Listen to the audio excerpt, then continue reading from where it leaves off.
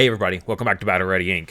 So I am super ecstatic to bring this to you. You've probably already seen it at this point, but Yellow Hybrid got first place in the Europe Ultimate Cup on November 12th, and as a huge Yellow Hybrid player and big fan of like recovery style decks, I am like over the moon that someone was able to do this with Yellow Hybrid post ban list or restriction list on that Sunrise Buster, which has greatly impacted the deck. So they just went for like a really good pure kind of yellow build to it, and I'm absolutely in love with this list. So congrats to you that did this. If you're watching this, please put it in the comments section below who you are, because that is so awesome. I hope you watch the channel because Yellow Hybrid is like my jam. So seeing you do what you did with this list is super awesome. Also, don't forget, we got some new featured items going on sale for our Etsy store. Link in the description below. We've got our snow globe ornament here with the resin snow in there. So that way you can place your memory markers in there and show off whatever memory marker you want. Nice open spot there if you bought memory markers from the channel before. Or if you want to get one of our new Christmas lineup memory markers, here we've got the Yokomon with the poinsettia flower on top. Absolutely adorable, as well as like our other ones that we featured so far, like the Koromon throwing the snowballs. Very, very cute winters themed stuff going on for the holiday season. So definitely check the Etsy page in the link in the description below.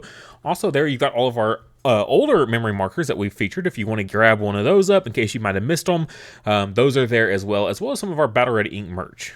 All right, so here is the list pulled up for you guys right here.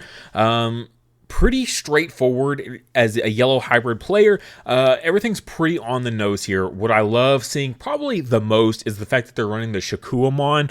I personally am a big fan of this over the Rise Greymon package, simply because it's recovery. I like the recovery aspect of it, whereas the Rise feels very aggressive. Like Evo on a Tamer, Evo into a Rise, play out another Tamer. Like that's cool and all, but like that's a really slow kind of strategy in a format that's insanely fast. So having lots of recovery or stun in the form of Venusmon in the deck, I am a huge fan of for sure.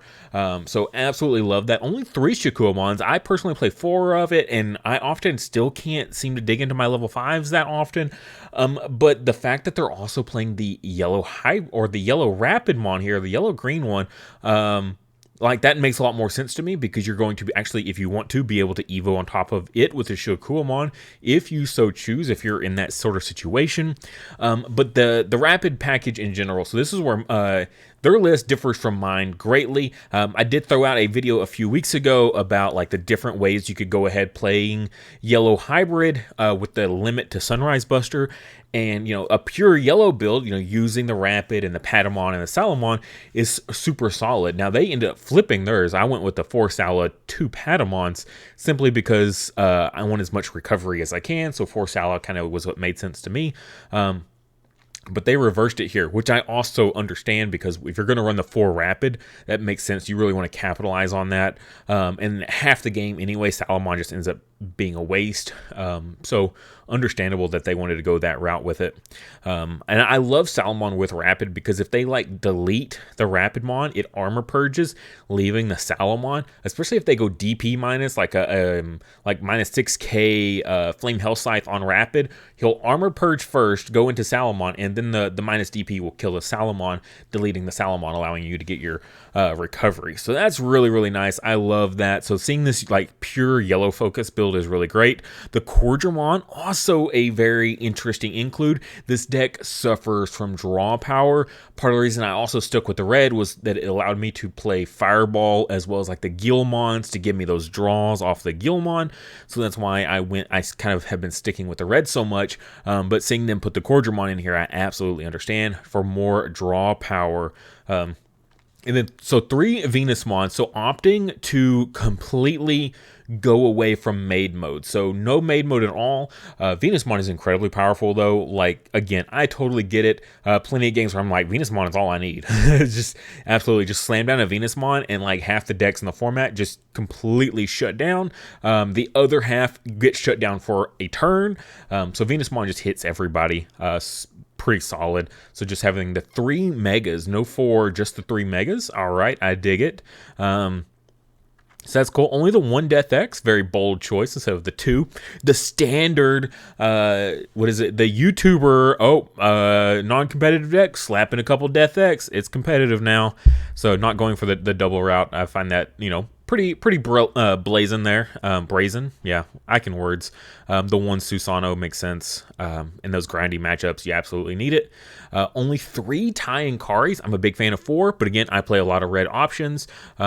If you want to keep playing like the Crimson Blaze and the Fireballs and stuff, I think you could still get away with playing this yellow build, but you'd really want to bump up your Tie Karis for sure. But yeah, Sunrise Buster is still just an absolute blowout card. Everything else in here makes sense. The 4 TK memory fixers and no Karis is interesting, but I guess if you're going to be playing a yellow rookie base with like the Rapidmons and not like a big red base, absolutely, yeah, the 4 TKs to grab anything you want pretty much ever out of security. Oh yeah, like I would love to go back to a 4 TK list.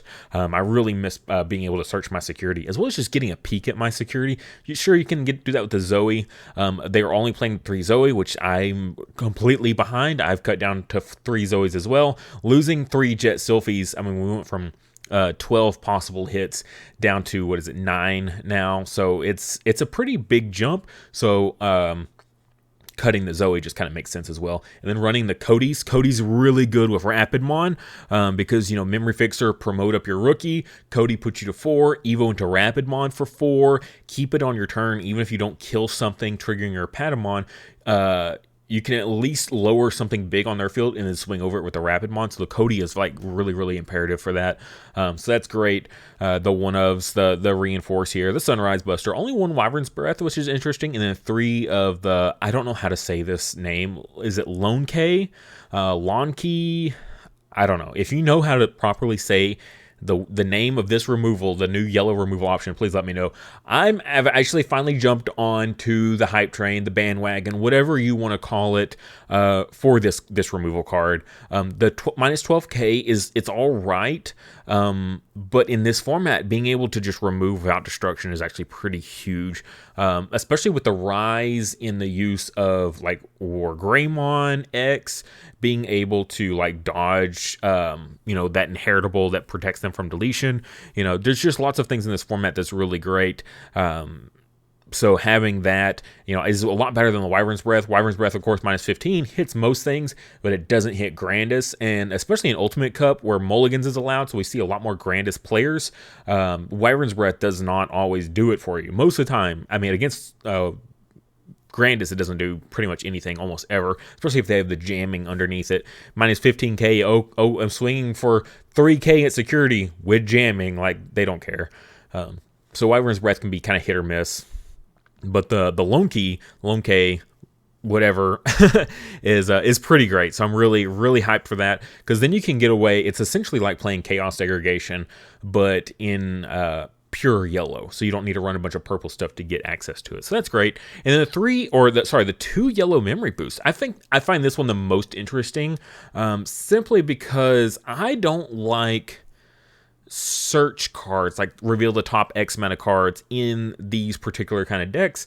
I guess it's okay because you're running a lot of yellow here, but you do have a couple that you'll whiff on, and those that you whiff on are like key pieces, right? Like you don't want to whiff on a Death X, you don't want to bottom deck a Death X or a Susano.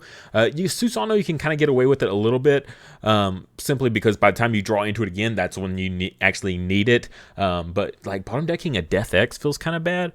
But I mean, at the same time, again, they're playing a hugely pure yellow build, so probably all their key stuff they're going to hit anyways. You will miss all those tamers though, as well as your option cards, and I think that's what kind of like makes me not want to play it, is just because I don't want to bottom deck any sort of tamer or option or anything like that. But you have a healthy amount of yellow Digimon that you can hit. So it's really great. So definitely an interesting choice on that one. And then again, just the ratio choices I found were really interesting. I like the Cordramon include. If you're not going to play all the red draw cards, and having an alternative source to get you draws makes a lot of sense. And it being a security Digimon is really spicy. You do a fair amount of recovery in this deck, like not a ton. Like you got the Shakuamons, you got a couple Salamons, of course the Jet Sylphie, the one of, but that's kind of really it. You're not playing any of the yellow options that recover, except for Reinforce, I guess. Okay. And then you're just relying on like your TKs and your Zoes at that point to swap cards out and try to get it in there. So like a one of Cordramon is definitely interesting. And it's only a 6 play cost, which isn't huge. Like a memory fixer for you and a memory fixer for your opponent. 6 memory, like they're going to 3 anyways. You're already at 3. Like playing a 6 cost anything. Coming from someone that's been playing a lot of Flame Hell Scythe lately, like 6 play cost is nothing at this point. And then getting that draw too feels pretty good, and a body on field. So excited for this deck. I mean, I know I've had a lot to say about it, but I do find it super interesting and super cool. Very happy to see it. Honestly, it gives me hope for Yellow Hybrid to still be competitive, because I've picked up stuff like, I finally got around to getting my pre-release Jet Sylphie. I got the event pack Kazemon, trying to get my hands on an event pack Zephyrmon. Hopefully I can grab one soon. I've got like all these like rarity bumps of all these cards finally after all this time. And I really just want to play the deck. So seeing it still topping gives me hope that I could still play this and still do extremely well with it. And then being a pure yellow, I can actually get away from the red a little bit and go for more of the, get to play that Rapidmon again. I definitely have missed playing Rapidmon like during BT7. So yeah, lights a fire in me to play more Yellow Hybrid. So I'm super thankful for that. Again, congratulations to whoever this was. Super awesome that you did so well with it. As a Yellow Hybrid fan, you did a good thing for the community. You really bolstered a lot of us. Now, you also put a target on our back, because people already hate Yellow Hybrid a lot. But, that's whatever. Who cares? It's fun. We like it. It's a bit more balanced now with the Jet Sylphie hit, but even still, try to keep the deck alive. And that's exactly what happened here today. So I'm really, really thankful for that.